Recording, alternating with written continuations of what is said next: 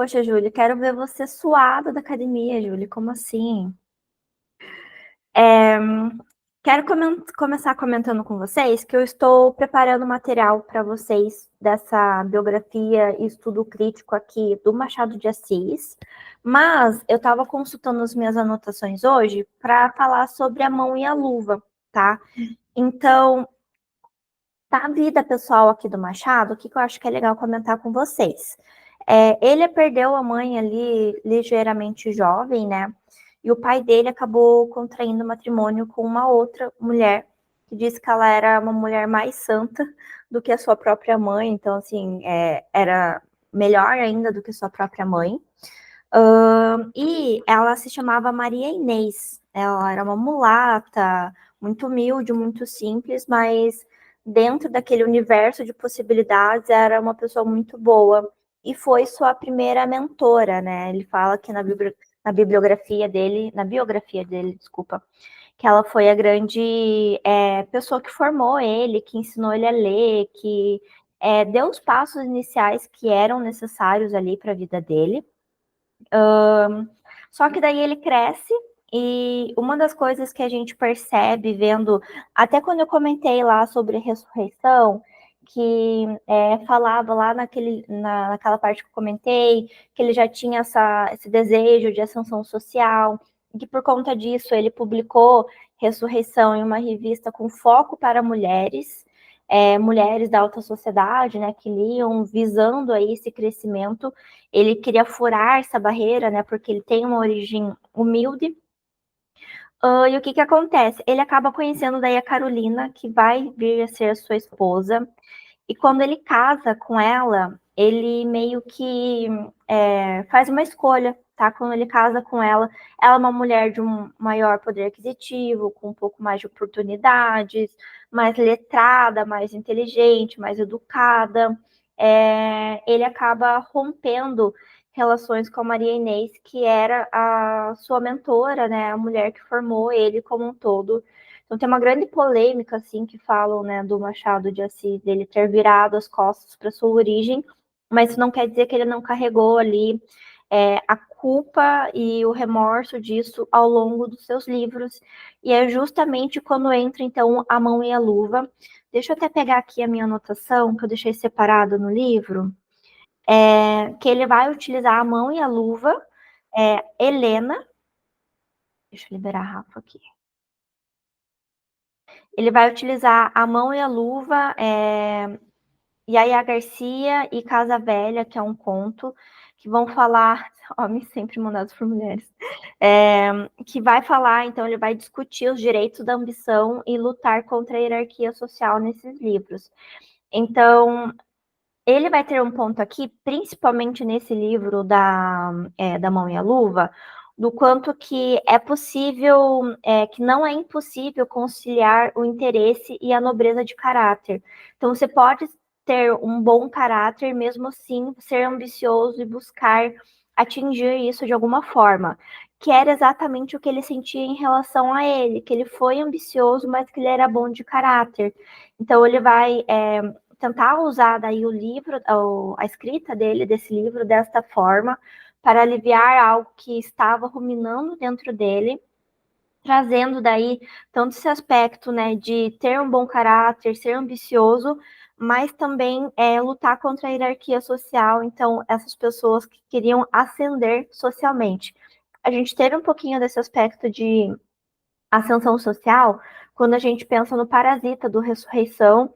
O Parasita é um tema recorrente na obra do Machado de Assis, então ele vai tentar também, o Parasita, ele tenta usufruir, né, dos louros de outras pessoas ou do status de outras pessoas para ele ter algum tipo de ascensão social por associação, né, por estar próximo daquelas pessoas.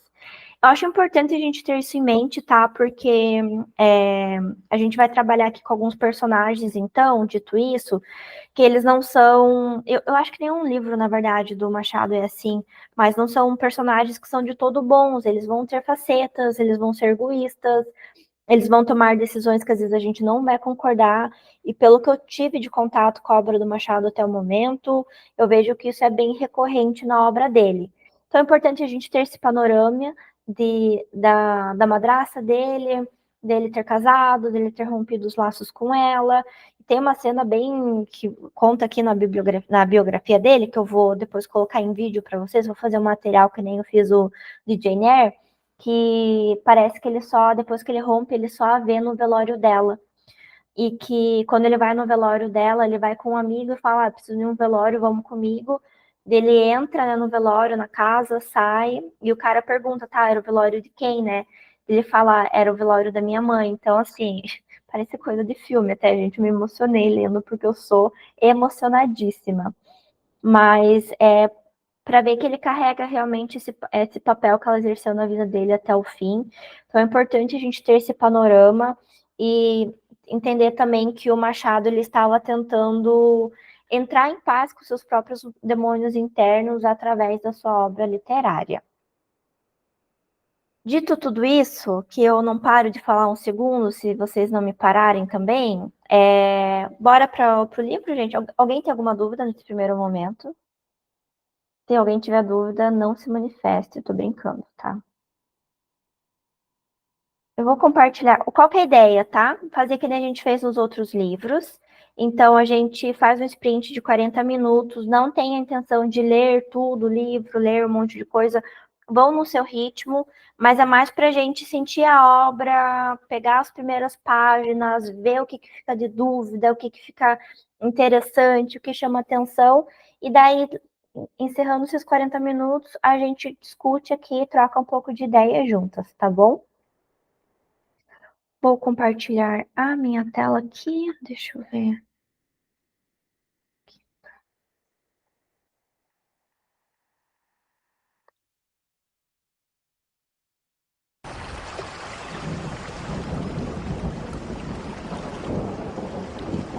Nos vemos daqui a pouco, então.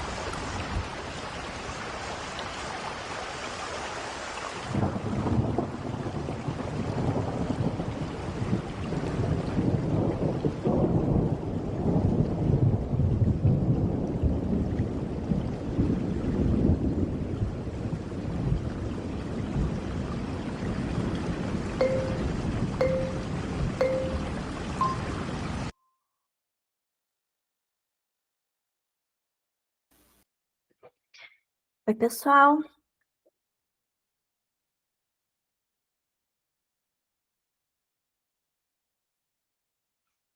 Estevão é Roberto Tupiniquim. Amei o comentário.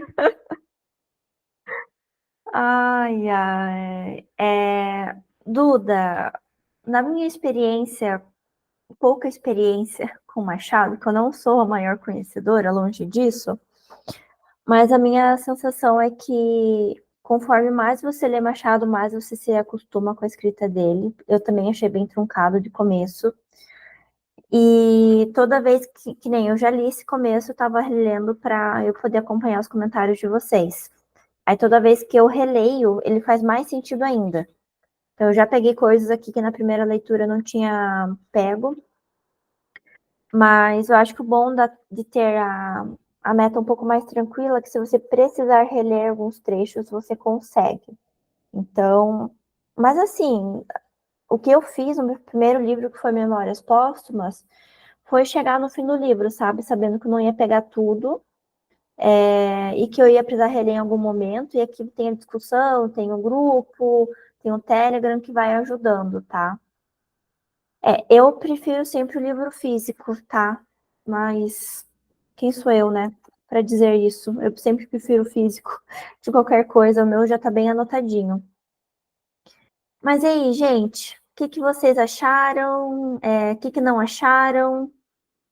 A Mayra falou que sinto que alguns livros dele são mais fáceis que outros também. Esse eu achei bem mais rebuscado que a Ressurreição. Ele tá bem mais poético, ele tá bem mais erudito. Mas eu achei bonito. Eu acho que esse é um dos pontos de você ir lendo em ordem cronológica, né? Você vai vendo essa evolução, essa mudança de estilo, essa adaptação. O Memórias Póstumas, eu achei ele bem rebuscado na época que eu li. Eu até comentei com a Nicole que eu tive bastante dificuldade, eu li junto com ela. Nós lemos juntas quando eu li esse livro. Eu senti bastante dificuldade, mas com o passar das páginas a coisa vai engrenando, sabe? Confiem, gente, confiem, por favor.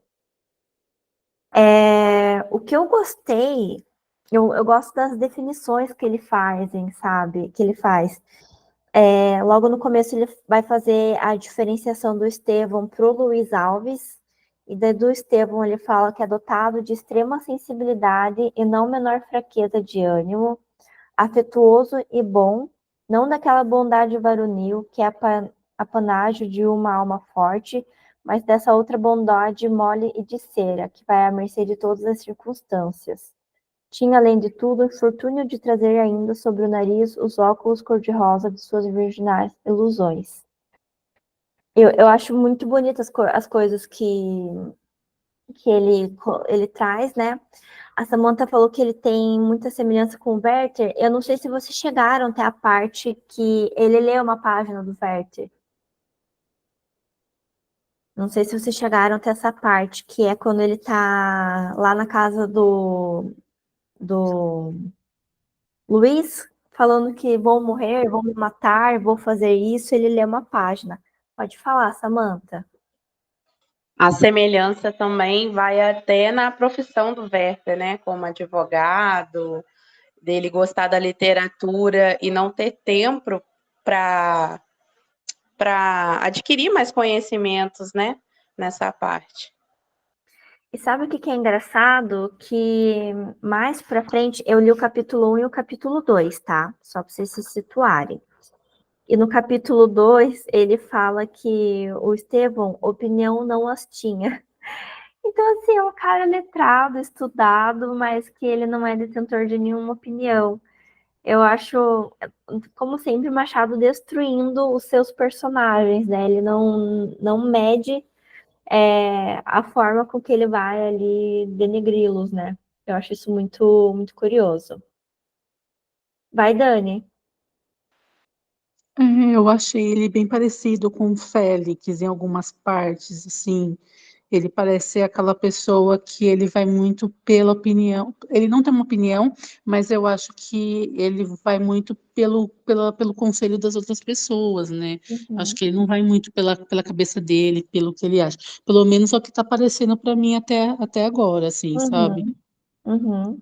Não, pode ser, sim, é um ponto de vista sobre ele, e até porque pelo fato de que não dá para entender se ele de fato tinha um relacionamento com a Guiomar, né? Parece que é mais um iludido aí da literatura, porque não demonstra, do ponto de vista dele, nenhum tipo de afeto de fato dela, ele só tem as interpretações das ações dela que ele entende como afeto.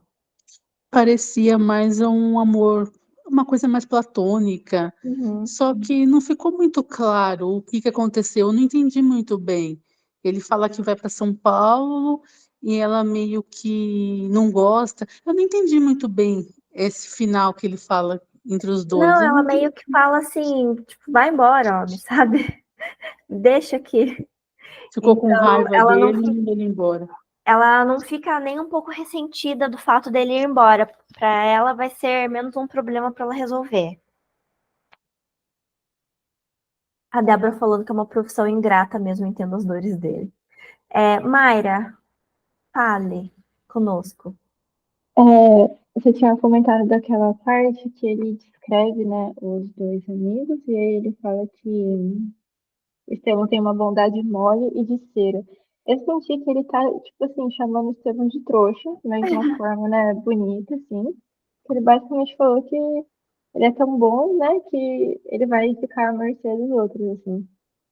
Aí eu achei engraçado, porque, como você falou, né, o Machado, ele sempre meio que fala mal, assim, né, dos personagens dele, mas ele vai usando uma linguagem bonita pra fazer isso. Ele usa. E daí, olha só, ele tem uma bondade mole e de cera. Tem óculos cor-de-rosa, que são de virginais ilusões, então ele é um iludido da vida. E fala que o cara não entende de nada, que o cara não tem opinião de nada. Então, assim. A Ana falou que ela parecia não estar nem aí para ele. Basicamente, falou para ele não esperar carta por parte dela. O Júnior, não sei se você está dando spoiler ou não, hein? Cuidado com seus comentários, eles estão sendo supervisionados. Samantha,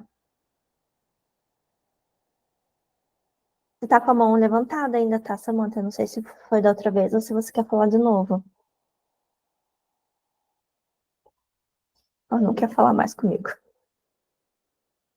Não é spoiler, não. Beleza. Ela já deixa isso claro nessa parte de São Paulo. Não, pra mim ela não tá nem aí. E vamos ter o comeback de Guiomar mais pra frente, gente. Ela retornará. Vai, Dani. Pelo que eu li, porque eu não terminei ainda o capítulo 2, Uhum. mas eu não terminei o capítulo, mas pelo que eu vejo, o Luiz Alves, ele é um bom, querendo ou não, acho que ele é um bom amigo, porque ele estava querendo morrer e tudo, e aí o Luiz Alves, tipo, distrai ele, fala para passar a noite lá com ele e tal, porque ele sabia que era tudo um exagero da parte do Estevão, né? Essa coisa, Uhum. eu vou morrer, quero morrer. Só que eu tô sentindo que a história, acho que vai ter alguma coisa entre eles aí. Eu acho que é entre ele e o Luiz Alves, eu acho. Tô sentindo que vai ter alguma coisa entre os dois aí dessa amizade. É, até o capítulo. Eu li o capítulo até o capítulo 3, eu me enganei aqui, vim olhar de novo. Até o capítulo 2 eu concordo contigo, mas o capítulo 3 já me deixou com. Não sei se é bem por aí, não. Não sei se o Luiz Alves é de todo bom, não, hein? Assim, né? Depende do que é bom, desde quando você defende seus próprios interesses. Quando a gente está defendendo os nossos próprios interesses, a gente está fazendo bem para nós mesmos. Não necessariamente significa fazer bem para os outros. Então, assim, tá, mas eu achei engraçado que o capítulo 3 ele termina falando assim, entro num drama ou saio de uma comédia. Fiquei pensando muito em Shakespeare, porque o Machado estudou muito, leu muito Shakespeare, tem como inspiração. Se ele entra num drama ou sai de uma comédia, ele vai entrar em Shakespeare do mesmo jeito. Júnior, você tá falando que você é mais emocionado do que o nosso Estevão?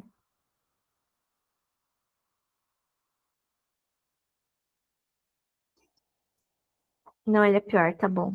Beleza. Só para entender qual que é o teu nível de comparação, tá? E daí, logo no capítulo.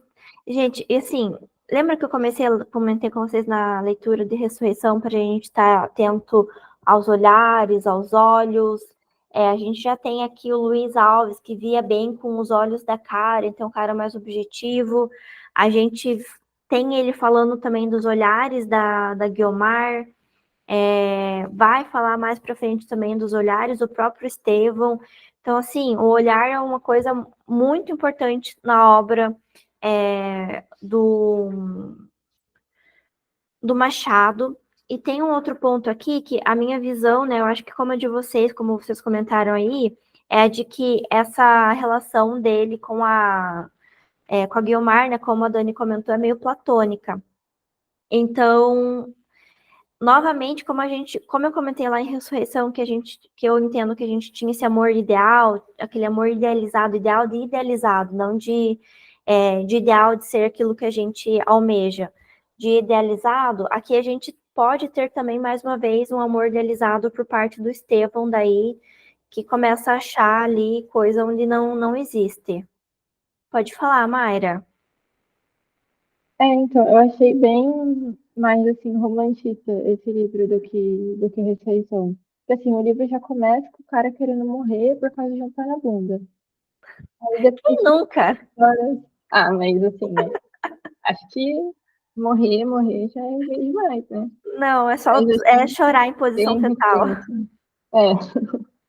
E nas horas também que descreve tanto a Guiomar e umas partes mais pra frente descreve um pouco meio que a natureza ali, assim, tipo, eu achei bem, assim, super melancólico, super idealizando tudo. Super. E tem a cena que ele tá no sofá, ele começa a chorar, começa a gritar, espernear e chamar pela Guiomar. O Luiz Alves vai acolher ele, gente. Que cena. Dois marmanjos lidando com isso. Dizem que os homens não choram, hein? O Machado mostra que choram sim. A Júlia.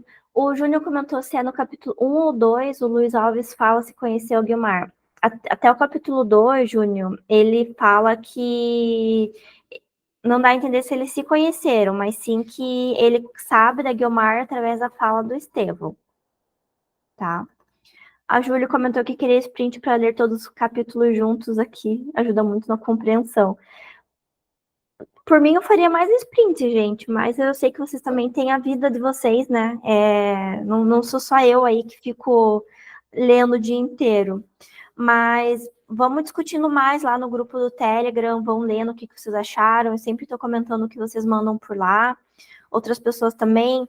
Se tá dentro da meta, manda tranquilo. Se tá fora, manda como spoiler. A gente vai trocando, tá? Acho que assim a gente se ajuda. A Ana disse que o Estevão me lembrou o Félix quando estava saindo da casa do Luiz. Na noite anterior estava com sentimentos super fortes, mas ao sair da casa do Luiz o sentimento já tinha diminuído bastante. Da mesma forma que o Félix superou a Lívia enquanto ela ficou sofrendo até o final da vida por ele. Parece de fato paixão, não amor. Exato. E aqui ele fala, deixa eu pegar, eu anotei bem isso que você comentou. Ele foi embora, né, para São Paulo. Ele foi daqui com os olhos enxutos, distraindo-se dos tédios da viagem com alguma pilhéria de rapaz. Rapaz outra vez como dantes. Então, assim, tá de novo na praça, né? Como se nada tivesse acontecido. Concordo contigo, Ana. A Júlia comentou que também achou mais romântico até o momento, também pelo contraste com o Félix e seus relacionamentos com prazo de validade. Exato. Estevão precisou do novo amor, gente. Ah, gente, eu queria que vocês já tivessem chegou no capítulo 3. Quando vocês chegarem, vocês mandem lá no chat, porque tenho comentários para fazer, tá? Tenho comentários para fazer, quero fofocar com vocês, tá? Que mais, gente? O Júnior já falou que já chegou. Eu sei que você já chegou, Júnior. Eu mando lá depois no chat como spoiler, tá bom? Daí assim você pode fofocar comigo, daí quem chegar depois, ler depois. Se bem que a meta tá aí já, né, gente? Super tranquilinho, acho que amanhã, depois da manhã, vocês já chegam. Questão de meta, gente. Hoje a gente tinha, deixa eu abrir aqui o cronograma certinho. Nós tínhamos para ler somente o capítulo 1, tá? Que é bem curtinho, né? Ele dá 2, 4, 6 páginas. Em questão de volume de leitura, tá tranquilo para vocês? Precisa ser menos, precisa ser mais, porque eu tô me norteando aqui por, no máximo, 10 páginas por dia. Tá, Débora falou que tá ótimo. Tá bom, Débora, eu vou acreditar em você, tá? Gente, assim, quando a meta tá curta, se não tá claro, dá pra gente retornar daí, reler a passagem. Esse é um livro curtíssimo do Machado. Eu aqui na leitura, eu li 3 capítulos já, então, assim, dá pra ir super tranquilo. Tenham em mente aquelas coisas que eu comentei no início da live aqui com vocês, tá? Da vida do Machado, da influência disso na literatura dele, eu acho que vai ser bem importante. E quem entrou depois, eu vou salvar daí a gravação e subir no YouTube. Os primeiros 10 minutinhos eu dou um pouco de contexto da vida do Machado, como que isso pode ter influenciado a obra dele. Eu acho que é legal vocês terem isso em mãos, tá? Gente, mais algum comentário, curiosidades, reclamações? Alguém não gostou do livro? Pode não gostar também. O Júnior está aqui para defender o sindicato das pessoas que não gostam dos livros do Machado de Assis. Então, se for o caso, vocês podem fazer, se sindicalizar com ele, tá? Se for o caso. A gente tem aí um grande defensor dessa pauta.